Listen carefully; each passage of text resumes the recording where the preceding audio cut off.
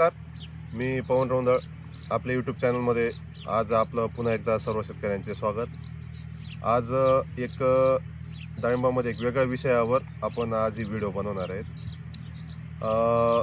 डाळिंब पीक हे आपल्या सर्वांना ज्ञातच आहे आणि याच्यात एक सगळ्यात महत्त्वाची एक गोष्ट असते ती म्हणजे सेटिंग। आणि सेटिंगसाठी एक सगळ्यात महत्त्वाची एक गोष्ट म्हणजे ती म्हणजे मधमाशी।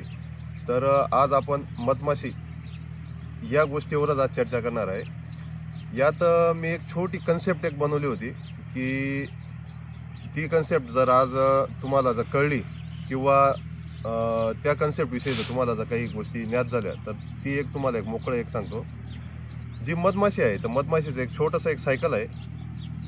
जर म्हणजे आपले म्हातारे लोकसुद्धा आपल्या म्हणायचे, जुने बुजुर्ग म्हणायचे आपल्याला की पौर्णिमेच्या रात्री मधमाशी ही तिच्या पोळ्यामध्ये मध साठवून बसलेली असते, म्हणजे ती जेणेकरून बाहेर निघत नाही पौर्णिमेच्या घटकात। आणि जसा अमावस्याचा काळ येतो त्या काळामध्ये मधमाशी आपली बाहेर यायला सुरुवात होते।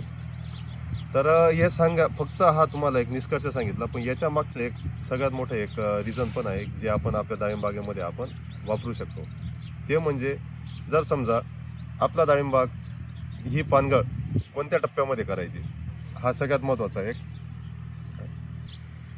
तर मग बघा, आता पानगळ, पहिलं पाणी आणि सेटिंग हे तीन गोष्टी आपण पहिले विचार करू। आता समजा पानगळ केल्यापासून आपण पहिलं पाणी 10व्या दिवशी देतो आणि पहिल्या पाण्यापासून तर पुढं जवळपास 35 ते 40 दिवसामध्ये आपलं फूल हे उमरत असतं, जे मादीकळीचं असतं ते।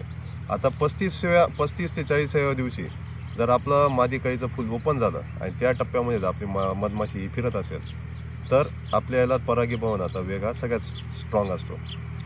आता याचं उदाहरण देतो तुम्हाला, म्हणजे जे मी तुम्हाला अमावस्या आणि पौर्णिमा सांगितलं त्या हिशोबाने। आता जर समजा आपण आपली पानगळ ही पौर्णिमेच्या दिवशी केली, एक उदाहरण असतो। आता पौर्णिमेच्या दिवशी जर आपण पहिलं पानगळ करून पाणी पण दिलं आणि परत 10व्या दिवशी सुद्धा पाणी दिलं आणि त्या दिवसापासून तर 45 दिवसापर्यंत पुढच्या, तर त्या 45 दिवसामध्ये आपण एक जर गणित जर काढलं तर तेव्हा आपली जवळपास अमावस्याचा काळ येत असतो आणि त्या अमावस्याच्या काळामध्ये ही मधमाशी आपल्या प्लॉटमध्ये पूर्णतः ॲक्टिव्ह असते।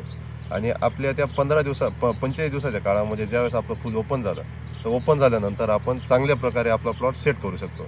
हे मी माझ्या जवळपास सर्व प्लॉटमध्ये हा अनुभव घेतलेला आहे आणि तुम्हीसुद्धा हा एक अनुभव घेऊन बघा आणि तुम्हाला काय वाटतं या गोष्टीवर मला एक लाईक अँड कमेंट करा।